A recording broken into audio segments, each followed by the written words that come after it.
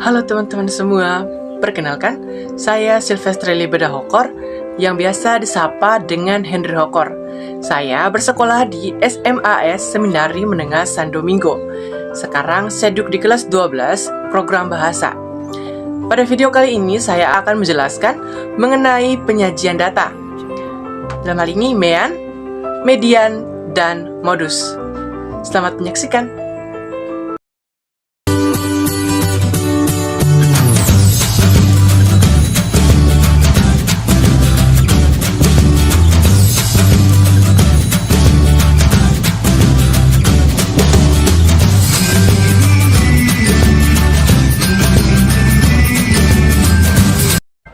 Sebelum kita masuk kepada contoh soal, terlebih dahulu mari kita ketahui bersama rumus data berkelompok dari mean, median, dan modus. Yang pertama adalah rumus umum data berkelompok dari mean. X bar sama dengan sigma Fi kali Xi per sigma Fi, yang mana X bar adalah nilai rata-rata, Xi adalah nilai tengah kelas ke I, dan Fi adalah frekuensi kelas ke I. Yang berikutnya adalah rumus median data berkelompok, di mana rumusnya adalah median sama dengan L tambah P dalam kurung N per 2 kurang V per Vm, di mana L adalah tepi bawah kelas median, P adalah panjang kelas, F adalah frekuensi kumulatif sebelum kelas median, dan Fm adalah frekuensi kelas median. Yang berikutnya adalah rumus modus data berkelompok, di mana rumusnya MO sama dengan L tambah P dalam kurung D1 per D1 tambah D2. Keterangannya, MO adalah modus, L adalah tepi bawah kelas modus atau kelas dengan frekuensi terbesar, P adalah panjang kelas interval, D1 selisih antara frekuensi kelas modus dan frekuensi tepat satu kelas sebelum kelas modus. D2-nya adalah selisih antara frekuensi kelas modus dan frekuensi tepat satu kelas sesudah kelas modus. Baik teman-teman, setelah kita mengetahui rumus data berkelompok dari mean, median, dan modus, berikutnya kita masuk kepada contoh soal. Di sini saya menyiapkan satu contoh soal untuk kita bahas bersama. Soalnya adalah sebagai berikut. Berikut adalah nilai ulangan sosiologi 50 siswa kelas 11 SMAS Seminari Menengah San Domingo tahun pelajaran 2023-2024. Di mana nilai-nilainya itu ada 50 di sini. Seperti yang telah tertera, yang sudah tertera, ini adalah nilai ulangan dari 50 siswa. Setelah kita mengetahui jumlah data atau nilai dari 50 siswa, berikutnya kita masukkan nilai-nilai tersebut ke dalam tabel frekuensi dan diagram batang. Nah, teman-teman, jadi seperti ini. Seperti ini tabel frekuensi dan diagram batangnya. Dari data tersebut, maka diperoleh tabel frekuensi sebagai berikut. Nilainya, ini saya buat dalam jenjang dari 50 sampai 9, di mana interval kelas atau panjang kelasnya adalah 10. Dari 50 sampai 59 itu panjang kelasnya itu ada 10. Sekarang frekuensi, apa itu frekuensi? Frekuensi itu adalah banyaknya nilai atau banyaknya data yang ada dalam interval kelas tersebut. Jadi dalam 50 sampai 59 frekuensinya 7, 60 sampai 69 frekuensinya 6. Kemudian 70 sampai 79 itu frekuensinya 10. Berikutnya 80 sampai 89 itu frekuensinya 15. Dan yang terakhir 90 sampai 99 itu nilainya frekuensinya itu ada 12. Jadi ada 12 siswa yang memperoleh nilai dari 90 sampai 99. Total frekuensi keseluruhan adalah 50, di mana 50 itu adalah 50 siswa itu sendiri. Itu dia tabel frekuensi jika semua data itu dimasukkan atau dibuat dalam bentuk tabel frekuensi. Berikutnya adalah diagram batang. Nah, seperti yang tertera, seperti yang ada pada gambar. Nah, di sini saya mencoba memasukkan semua nilai, ini berdasarkan nilai jenjangnya, ini panjang interval ini, kemudian dibuat dalam bentuk diagram. Nah, di sini kita dapat melihat dengan diagram, kita dapat melihat interval kelas mana yang nilainya paling banyak atau siswa yang paling banyak mendapatkan nilai-nilai tersebut. Di sini kita dapat mengetahui itu jenjang dari 80 sampai 89. Dengan membuat tabel frekuensi dan diagram batang, itu dapat membantu kita dalam menyelesaikan soal mean, median, dan modus. Mari pertama-tama kita bahas mean. Mean atau kita mencari atau menghitung nilai meannya. Yuk, ini adalah data tabel yang telah saya buat berdasarkan nilai dan frekuensi yang telah kita hitung bersama tadi.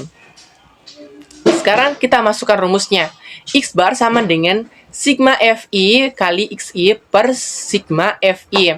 Jadi sigma itu merupakan nilai keseluruhan. Sekarang ini Fi dan Xi itu belum diketahui. Mari kita ketahui bersama dan kita cari bersama. Pertama, sigma Fi Xi itu merupakan suku kelas ke I atau suku I. Jadi jika suku I-nya adalah 1, maka suku pertama. Sekarang suku pertamanya ada 50 sampai 59. Di mana Fi-nya adalah F1-nya itu 7. Setelah kita mengetahui nilai dan frekuensinya, kita langsung masukkan rumusnya. X bar sama dengan sigma Fi kali Xi per sigma Fi. Jadi sigma itu merupakan jumlah keseluruhan Fi kali Xi dan jumlah keseluruhan Fi. Di sini nilai Fi kali Xi itu belum diketahui dan Xi itu juga belum diketahui. Jadi teman-teman, Xi seperti tadi, Xi itu merupakan nilai tengah dari suku I. Jadi jika sukunya pertama 1, frekuensinya 1, maka nilai tengahnya adalah berapa? Di sini contohnya 50, suku pertamanya itu 50 sampai 59, itu merupakan suku pertama.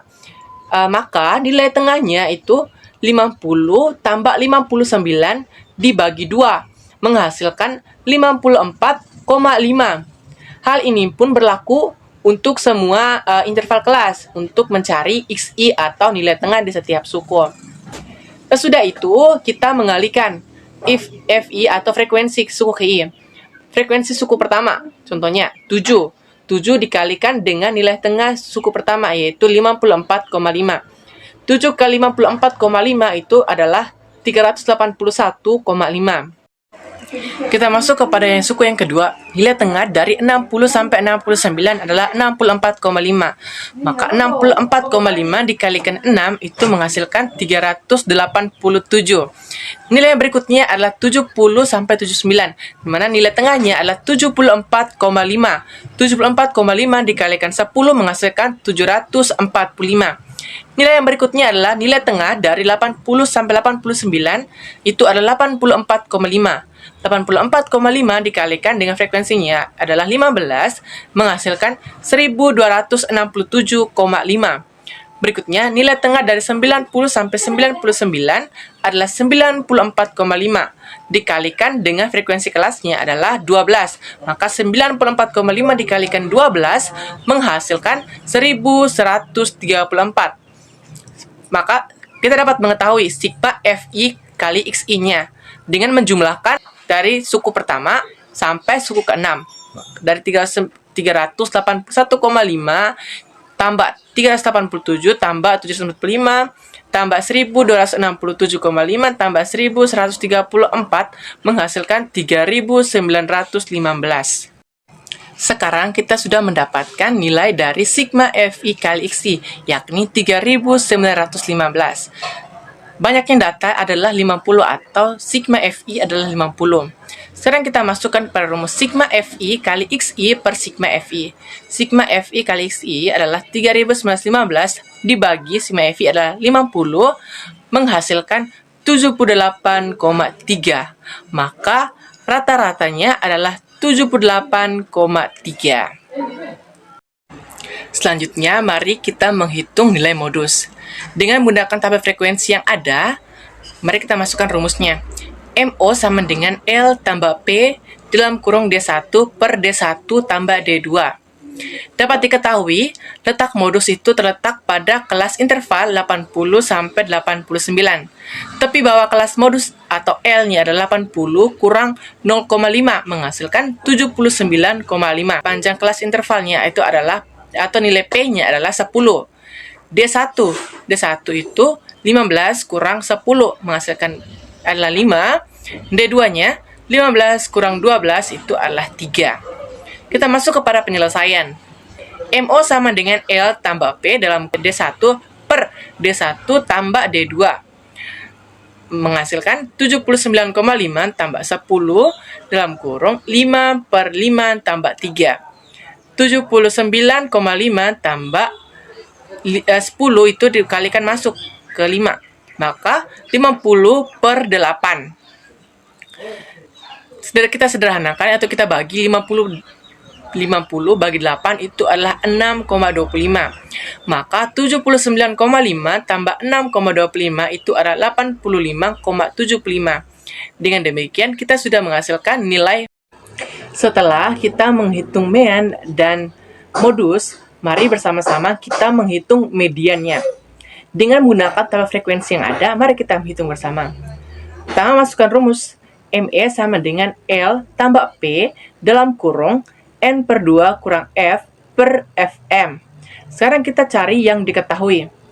Letak median pada datum ke N per 2. N itu adalah banyaknya data. Di sini banyak data adalah 50. Maka 50 per 2 sama dengan 25. Jadi, letak median pada interval kelas 80 sampai 89. Ini dilihat dari frekuensi kumulatif 38. Berarti terletak dari data ke-24 sampai ke-38.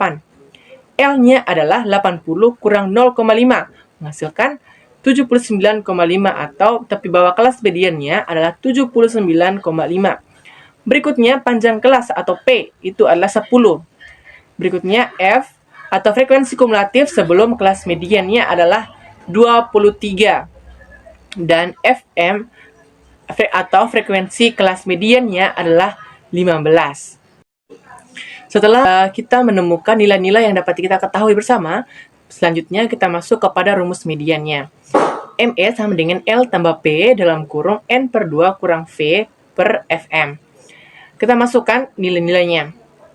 79,5 ditambah 10 dalam kurung 25 kurang 23 per 15.